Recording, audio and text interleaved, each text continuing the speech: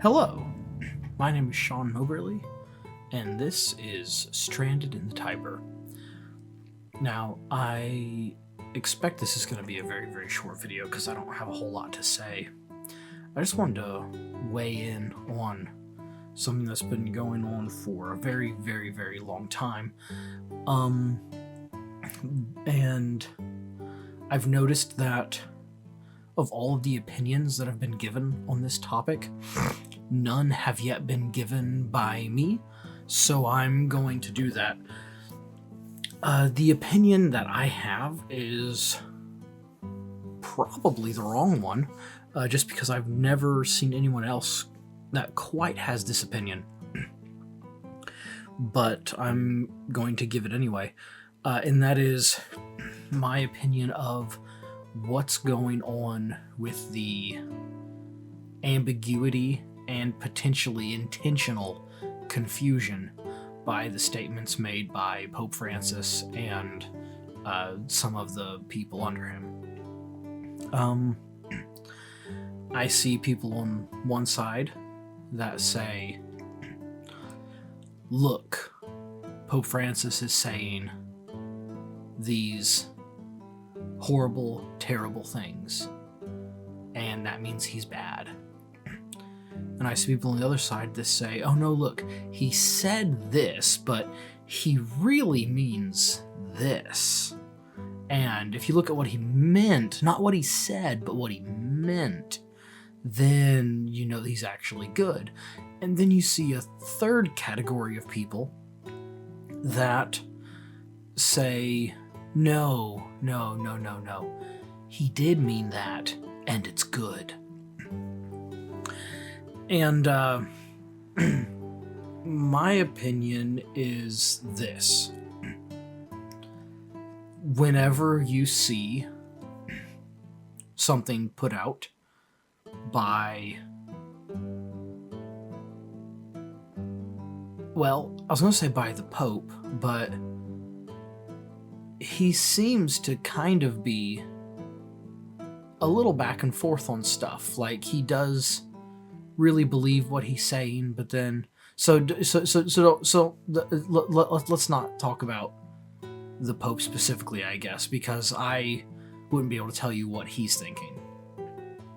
So instead, let's talk about the people who are under him, who, you know, write the documents that he approves, and that, you know, that are kind of pushing the stuff that some people say Pope Francis is for, some people say he's against.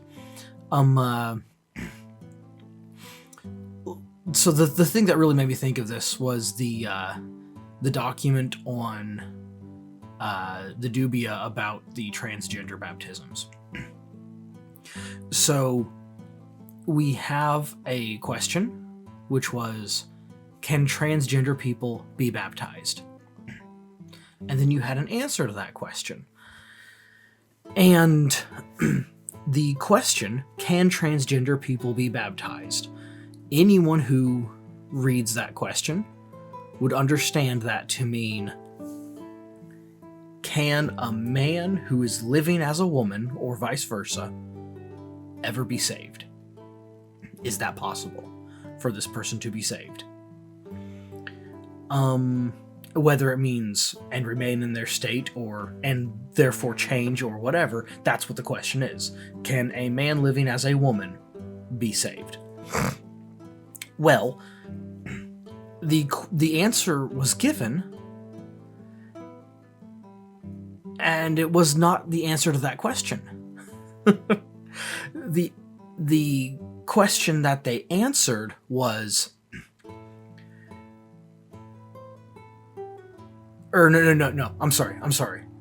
I phrased my thing wrong, and I'm not going to edit that out. I'm going to just repeat over myself. The question that was asked was, can a person, so a man living as a woman, can he be accepted into the church as he is what that meant, is what the question was being asked. That's how I said it. That's how I meant it. Can that person be accepted into the church as he is? And then the question that was answered was, can a man who has had surgery to change his physical appearance to look like a woman, can that person ever be saved? And that's where the ambiguity came in, and I noticed that on a lot of the questions. The answer that is given is not an answer to the question that was asked. So in the first case, it said, can a man living as a woman be accepted into the church in his current state? Well, the answer is obviously no. I mean, he can come into the church house, but he can't be accepted into the body of Christ because he is, intentionally living in sin and has no intention of stopping. And that is, that's disqualification. But then the question that was answered, if the question had been what they had answered, which was, can a man who has had these surgeries to make himself look like a woman, can he be saved? And the answer to that, of course, is yes. Anyone can. Anyone can be saved. And so you have a question that was asked, and the appropriate answer is no. But then a different question was answered, and had they asked that question, the answer would have been yes. And so because of that, the answer kind of implies a yes, even though the answer itself uses wording to show that the question being answered was not the question that was asked. So as long as you read the wording really carefully, you can tell that they were answering a different question. But that's, not how how it was supposed to have been. And then you see that same kind of thing on the you see that same kind of thing on a bunch of other stuff. So, like in the previous dubia, I can't think of who it was that put that out. It may have been Bishop Schneider, maybe? I don't remember. Or Cardinal Burke. I don't remember who put these out. I know Cardinal Sarah had something to do with it, but I don't think he... I don't remember. But the dubia that was put out a while ago had a bunch of questions, and one of the questions was, if I'm trying to remember this correctly, the question that was put forth was, is there ever a time when it's acceptable for a person who has been civilly divorced and then remarried to receive communion? And the answer was kind of like, it depends. And people were crazy about that because they're saying, oh, look, now you're saying there's a time when divorce and remarriage is not considered adultery.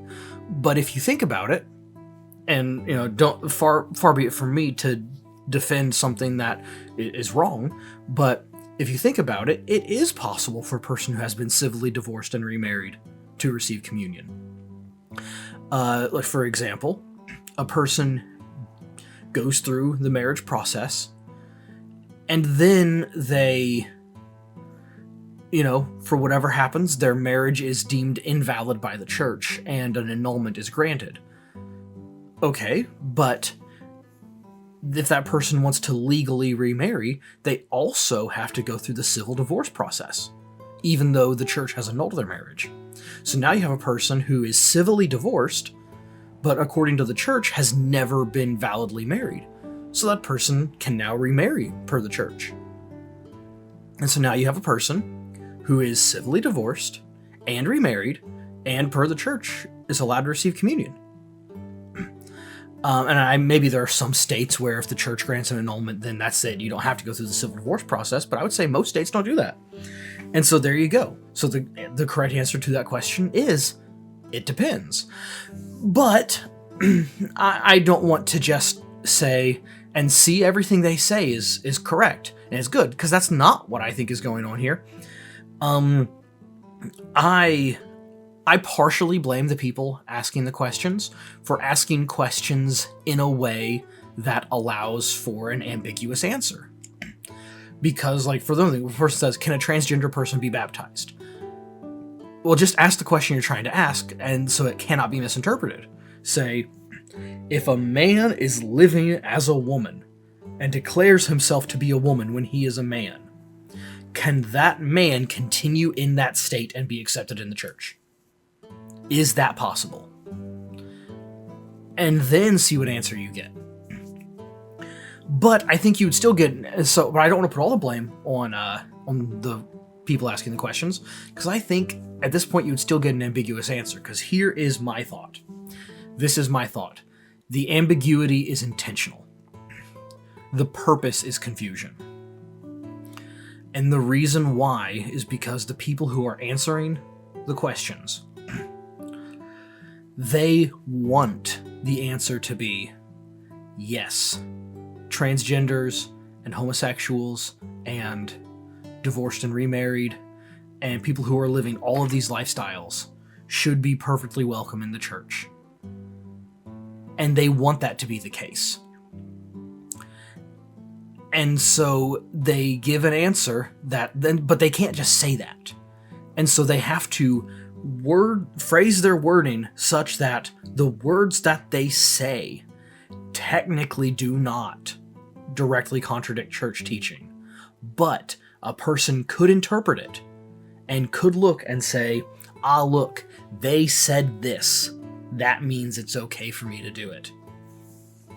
I believe that is what's happening. But I don't think that this ambiguity, people say that the ambiguity is proof that the church has fallen and the true church is but a remnant within the church, and this church that we have here is no longer the true church. I don't think that's the case. I think it's the exact opposite. Now, this is coming from someone who's just converted, so maybe I'm, pie in the sky, whatever. But I think it's the opposite. I think the ambiguity is proof that God hasn't abandoned his church. Because if God had abandoned the church and would allow her to fall into heresy, then these people who I think believe heretical things would just come right out and say it. Yes, this is okay. Yes, you can do this. Yes, you can live this lifestyle. And yes, it doesn't matter. Go for it. But I think they can't say that. And I do think that is God protecting his church. Because nothing that I've seen that has been said do the words that were said contradict church teaching. The message that was put across may have, but if anyone in the future came back and looked at the words that were said and did not think of them in the context of here's why the person said it, just looked at the words that were said, you would say, oh yes, this doesn't contradict church teaching. It sounds a bit funny, but it's good. And I think, I like I said, I think that is proof that God is still at work in his church, and he's not going to stop. But anyway, that's my 2 cents worth. I don't know how long or short a video this is going to be. I feel like I should say more. Go into a deeper explanation, but I don't know where I would. And so maybe I'll look back over the video and realize, oh, I wanted to say that there. And I'll make like a 5-minute video that says, and when I said this, and then replay me saying it. And then I said, I also wanted to say this too. And then say the thing. But as of right now, I can't think of anything that I would put in. Other than I agree with the statement that Bishop Strickland said. He said that he was removed for trying to defend the deposit of faith. I do believe that's true because, like I said, I do think that the people in charge, whether or not Pope Francis himself, that remains to be seen. I honestly don't know. He's a confusing character to me. But a lot of the other actors, I do think that yes, they do truly believe the heretical things, and they're taking actions that are doing that are causing bad to happen, like the removal of Bishop Strickland, Pope Francis's alleged statement. Now, I mean, people said that, and these sources have confirmed it. I don't know what those sources are, so I'm not gonna... It doesn't hurt for me to repeat it because of how much it's gone around. I don't think it's gonna matter for another person to say this, but I'll say that I've seen nothing that actually confirmed it was true. But the statement that Pope Francis allegedly made, which is Cardinal Burke is my enemy, and so I'm going to take away his flat and his salary. I don't know if that's true or not, but let's say for argument's sake that it is, so we can say that a bad thing is happening. But the bad thing happening doesn't mean that the church as a whole is being led into heresy. And I think that's important, because I don't think that's going to happen. I don't think it is happening. The Synod on Synodality, I think, is about people trying to lead the church into heresy. But something's going to happen. There's going to be, oh yeah, but the synod isn't, it's just a synod, and it's just a bunch of people thinking about stuff and talking about stuff. I don't think that, I don't think the church can be truly led into heresy, because, in my opinion, if the gates of hell are not going to prevail against the church, then the church cannot be led into heresy, because if it did, and the gates of hell did prevail against the church, then that would mean that whatever the gates of hell prevailed against was not the church. And if the church is not the church, then what hope do any of us have? Just, something to think about. But yeah, I don't believe that the church is being led into heresy for that reason, for several other reasons. And like I said, I think the ambiguity is good and bad. Good, but yet bad because of the harm it is leading to, but good because I do view that as a proof that God hasn't abandoned the church. And I've said that several times in this video already, and I'm not going to keep saying it, and I'm just going to stop rambling and move on and talk to you guys later. So, I am Sean Moberly, and this is Stranded in the Tiber.